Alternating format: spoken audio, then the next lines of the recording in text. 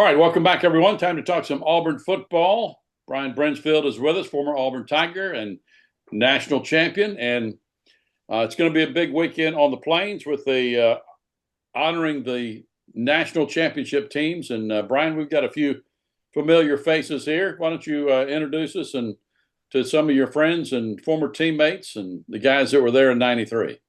Yeah, I've got some guys that did some blocking for us. Some of the offensive linemen on the '93 team, and they played a lot more than that. But on the '93 team, I got Jason Taylor from Shaw in Mobile, and a lot of you familiar with Shaw down listening in Mobile. We played against each other when I was at Fairhope in high school, and he beat me up a whole lot that game. I don't have any much recollection of that game, but Jason and I were roommates for a time, and Jason lives up near Auburn, not far from Auburn now. Shannon Roubique was the All SEC center. Jason was All SEC guard. Shannon was an All SEC center, and I think All American center. And Shannon was from Denham Springs, Louisiana. You'll hear that in his voice. Another guy in our '91 class, and just an anchor of that offensive line. And then Todd Boland from New Brockton, Alabama, and we just found out they have not renamed the field Todd Boland Field after him. Todd was in the class above us, roommate of Clay Holton, coach at Georgia Southern, and a longtime friend of ours. And it's great to have all three of them here to discuss the '93 team that they've kind of deemed us and I think well-deserved national champions, and then maybe talk some Bama ball as well. Yeah. And like we said before, we're honoring not only the '93 national champions this weekend, but all of them, right, Brian? Yeah, we got what I don't think anybody from the 1917 team's going to be there, but Probably not. maybe not. But the '83 team, the '93 team, 2004. Who else is going? Maybe the '57. 57? Yeah. Yeah, Maybe. there's a couple of those guys still around. Yep. Yeah. Yeah. In fact, one of my, my dad. We talked about my dad last week, and he played for one of those guys, which was Billy Atkins, Ace Atkins' father, at Troy State. Dan Presley still lives here in Enterprise. Does he? He's on the 5017. Yeah. We'll kind of kick it around. Brian, you start us off and tell us what I know you guys were excited when they officially named the '93 team national champions, and we've talked about that a little bit, Brian. But tell us your thoughts on the weekend and what it's like for you guys to get together again, and we'll kind of kick it around the room here. Yeah, it was interesting. I don't think that we ever, or at least I'll say, I'm not gonna say we. I'll say I never thought that it would happen. It was a surprise when it did. I see the 2010 national champion banner behind you, Doug, hanging on the wall, and maybe they'll give us a banner. I don't know what it'll look like. Maybe it'll say attitude, something like that. But it was a surprise. I was really surprised and really excited to tell my father, who was a national champion at Troy State, about it, and he was excited to be able to try to get there, and so it'll be a little bittersweet this weekend without him, but I think it's well deserved. We were the only undefeated team in the country, and then went on to win another, what, guys, 9 games. So had a really good run, and we had it in us the first 2 years in '91 and '92.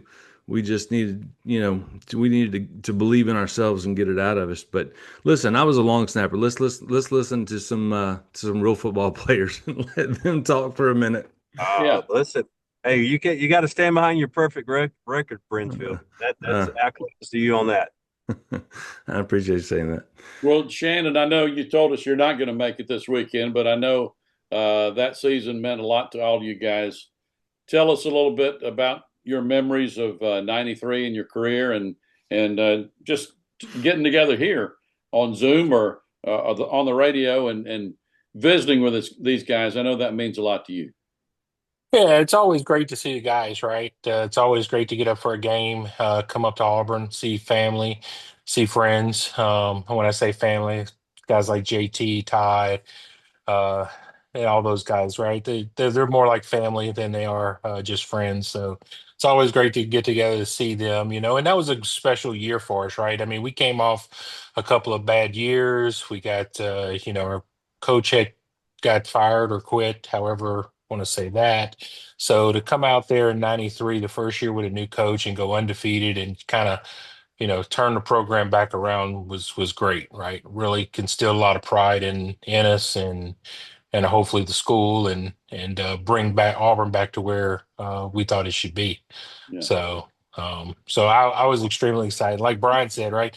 Never thought they would recognize that team as a national championship team, but I'm happy to say I was part of that team and contributed on the field and everything. So. Yeah, as I remember, quite a locker room scene after that game. Jason, take us back a little bit to your memories of '93 and maybe that final ball game and what you're thinking about this weekend. I know you're going to be a part of the celebration Saturday. Well, we get a chance with me living a little bit closer than some of the guys. I get a chance to see some of the regulars, and it'd be good to see them again. And we stay in touch. But to see some of the guys you don't get to see often, that's going to be exciting to catch up with those. I know that Randy Hart's coming. Mm-hmm. Randy and I had spent many times tied up together during practice. Challenging each other. Seems like most of the times he whooped me, but he made me better. And that year to me was, I don't know if I could say it any different for anybody else, but for me, there was no expectations, right? Mm-hmm. There were no stress. It was just have fun, play football, and give it everything you got. So that was what we was taught, that I think that made that season what it was. Win, lose, or draw, it was who's the better man on each play. And so we broke it down that way. It was like, if you're going to beat me this play, that's fine. You're going to beat me every play. Okay. And I think that was the tenacity of that team. Every player on that team was, okay, if you beat me, you're going to have to beat me again, and you're going to have to beat me over and over and over. And I think that's what the attitude of that team was, is that we wore people down because we didn't give up. We didn't win every snap, but I'd be daggone if we didn't win every game, And so you couldn't count us out. And so the expectations, I mean, young in the head, I don't know if that means anything to you guys, just, look like grown men, look like big masculine burly men, but just kids at heart, kids in the head, had no idea what we were capable of, no idea. So the direction that coaching staff put together with the base that Coach Dye put down with the foundation, he saw, that was his talent. But then Coach Bowden come in and put us all in this, in the same line and got us going all in the same direction. That's what the result was. And now that you look back at it, you go, wow, we had some daggum talent on that team. Mm-hmm.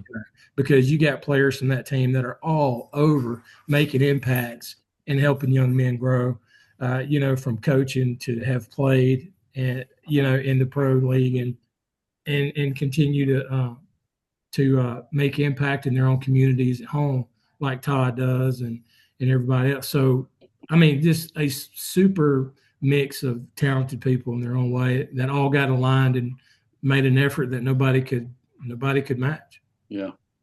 Todd, I know you're out in the woods there, but if you don't see a deer right close to you, tell us your memories of '93 and how this weekend's going to be.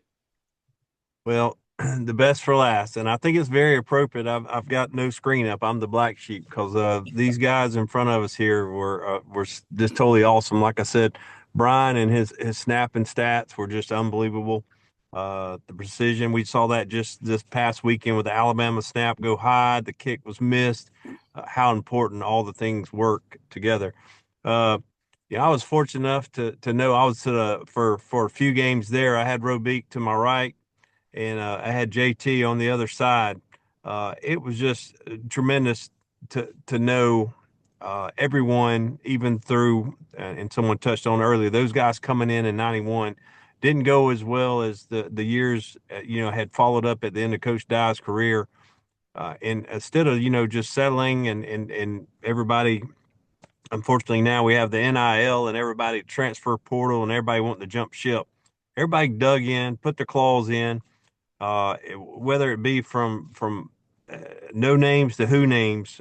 Jason just said we had so many guys to go on to the next level, but at the same time we had guys like myself from a little Toohey high school that just was willing to join hands and go toe to toe with everybody that we lined up against. I mean, my competition was Willie Anderson, which ended up playing tons of years, probably being the Hall of Fame for the NFL.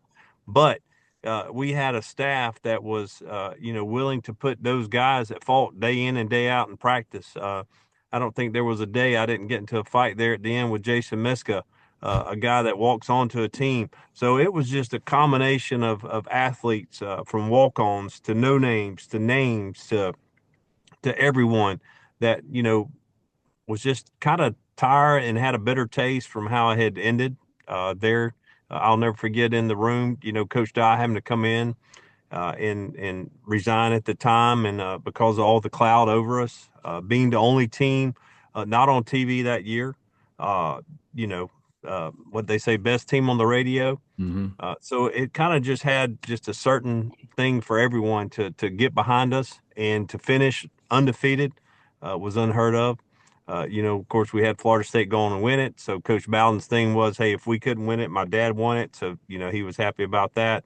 But, I just think it's hats off to everyone, whether it be from the trenches to Stan White at quarterback, with Patrick coming in, taking the second half. It was just everyone stepping up when they needed to step up, and then making the season one that we're celebrating now in due fashion, for sure. I will say this. I think Jason hit on something that we see this NIL thing. We see transfers, and we had a quarterback here a couple years ago that's now at Wake Forest that's transferred. He's been at 6 schools, and we had a chance. If you remember, guys, when they gave us our sanctions, I remember this. We were right outside the stairs to the complex. And we had a meeting outside in the grass, and they told us our sanctions, and they said, okay, now if you want to transfer, you can transfer. And, there were 2 or 3 that did, and that's fine. That's what they wanted to do. And maybe, and they got a chance to go play right away at some places, but there was a loyalty there. And I know that y'all 3, and myself included, I came in thinking we had just won 87, 88, 89 SEC titles. And I'm thinking, okay, and tied, I think maybe for second or something like that in 90. And I came in thinking, we'll win a couple SEC titles and maybe a national title in the 5 years that I'm there. And, I didn't get redshirted like y'all, but so I only had 3 years left, and we had a chance to leave Auburn, but it wasn't even a choice to me, and I don't know if it was to y'all. But like Jason said, we had nothing to lose, but we had everything to play for, and that was pride. And that's, I think, what drove us to be so daggum successful, and to reel off 20 straight wins. We didn't know we were too dumb to lose, I think. If you boil it down to something. Yeah. That's hard to believe, Brian. Now come on. I'm really dumb, but we were too dumb to lose. So we didn't know it's just hard work. I mean, those bubble practices, and in the winter, and the conditioning runs in the summer, and the test in the summer. I mean, it was hard. It was hard work. Yeah. Talking some Auburn football, lucky enough to have Brian Brinsfield with us, Todd Boland, Jason Taylor, and Shannon Roubique, all from the 1993 National Championship team. And Brian, your comment there made me think of what Auburn is going through now with the guys that are there. They're going through a transition. There's going to be a decision for them to make. Will I stay at Auburn, or will I venture somewhere else. Jason, talk about that a little bit and your thoughts on where Auburn is right now, how the offense looked last week against Vanderbilt, and your thoughts on the coaching search and maybe where Auburn should go there. Well, I think it's for the coaching staff. To me, it's tough. It's a lot tougher because the kids nowadays they got more options than we used to have. So looking at it as one of the greats like Coach Saban, he ran it like a business, right? And then so when you have the opportunity to put things in place and run it like a business, but then the key pieces being there, the kids, and they get all these options nowadays. It's hard to build a base. It's hard to keep it, right? So I wouldn't know what to do if I was a coach nowadays in this kind of era. I think it's just extremely tough, and it doesn't really teach our kids a proper foundation on how to build a loyalty, work ethic, and things of that nature. Now, you'll get that anywhere you go, putting in the work and stuff like that. But a lot of people forget putting in the work means sticking to the work, regardless of, if it gets, when it gets tough, that's when you find out, who your friends are and who your enemies are. So, it's tough. It's tough nowadays on coaches and kids with all the dynamics going on. I didn't get a chance to watch all of the game. I watched a few of the highlights, but what was surprising to me is the only change was some different decision making going on as far as play calling and key pieces and players, key players in positions, and so somebody had the foresight to try something a little different, and wow, it sparked something. So, I've always said this whole year, I mean, that, we're so daggone close of being a really, really, really good team. The pieces are there. I thought the coaching staff was good, fine enough. I mean, I wasn't really ready to call it quits on Coach Freeze, but I just felt like, we're so close. Something's got to happen somewhere, and I know that, you got to win. You got to win being in the program, being an SEC. So when that happened and they brought out Daniels and they played, and I'm like, okay, so we got pieces there. We just ain't putting them in the right places. Ain't making some perfect calls. Things happen. So I feel like we're close. We're close now. If we can, get the right kind of coach to come in there and continue on with those kind of dynamics, then I think that we're not far off from being a really competitive team, next season. Let me ask this. Let me ask this, and anybody jump in, and Doug, you included. But if let's say we hire Coach X, and Coach X is an offensive coordinator, and he runs he runs the number one offense, but we lose Cam Coleman, Eric Singleton, we lose a lot of skill players, and then he comes in thinking, okay, we're going to have those people, but then they transfer. What do you do as that coach? Because you don't have what you thought you were going to have as the base of your offense or defense. It could go either way. So it's really hard to even hire a coach not knowing what you're going to have on the team as far as a roster. Yeah. What do y'all think?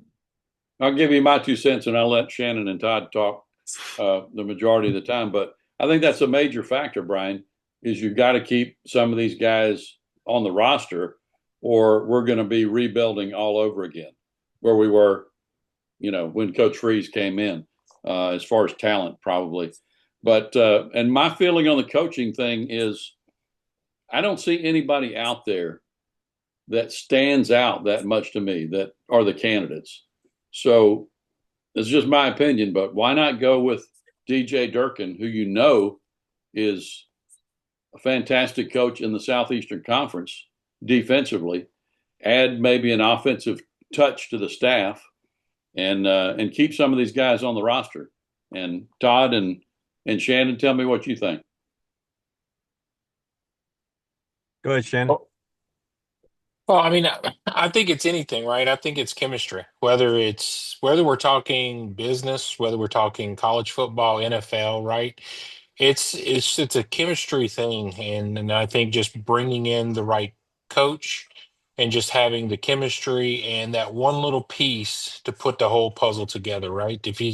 We can have a whole puzzle, but if we don't have that one piece there in the middle to bring it all together and gel it and lead, then we don't. The puzzle's gonna fall apart, right? You got to have that leader there. And I'm not saying Coach Freeze wasn't a leader, but maybe he wasn't the right fit for this team, right? Um, I mean, obviously he had success at Ole Miss, he had success at Liberty, but for whatever reason, just couldn't quite bring it together at Auburn. But I think, yeah, the pieces are there. It's just we're missing that one little piece to bring it all together and make it a full puzzle, in my opinion. I agree. I think I saw right after the announcement, one of the commits commented, you know, I'm into the program. You got to think that, yes, they're sold on the coach, but also, too, you get a taste of Auburn. You get a taste of the environment. You get a taste of the atmosphere. You get a taste of your teammates. So it has a little bit to do with it. Let's face it, it's a whole different world than we were there in 93, where we wasn't chasing the dollar. You know, we were more involved in like I said, being accountable to our teammates, having their back, and also too, the fact that we were at Auburn, visited Auburn, toured Auburn, and that's why you wanted to be at Auburn. So I think it's a positive thing to see. To my knowledge, have we lost any since the news of Freeze? Do y'all know of any? No, I know we had. I think we had the window, right, that they're able to transfer right. and do things, but I just think everybody's anxious to see how we fill that void. And once you step on that field and you're out in Jordan-Hare and you play, just like we will, we're not going to overlook Mercer, but when we step out on the Iron Bowl as a night game, you've got a little bit more in your blood there than just the coach. You're kind of been bought into the whole thing, Auburn, all Auburn. So yeah. Brian, the other interesting topic on the agenda this week is the quarterback situation. They've made the decision to let Ashton sit and keep his red shirt. I think it sounds like they're going to start Deuce and maybe play Jackson some. Your thoughts on that? Does the things that come to my mind, does it ruin the momentum we gained at Vanderbilt going into the Alabama game? And I guess it also gives on the flip side, it gives Deuce a chance to kind of show what he can do, maybe. Yeah, that was my thought a couple of weeks ago. Is play Deuce, let him go out there and just play backyard football, and we know he can throw the ball. We know he's an athlete, but let's see what he does with the team. Let's see how he commands the team. And these three guys know what it's like to be in a huddle with a quarterback that commands a huddle, commands that is a general on the field, and can Deuce do that? Like Ashford did at Vanderbilt. We'll see. It's going to be interesting. You made this point. What do we do if we're down in the fourth quarter? I don't think we ruin Ashton's red shirt.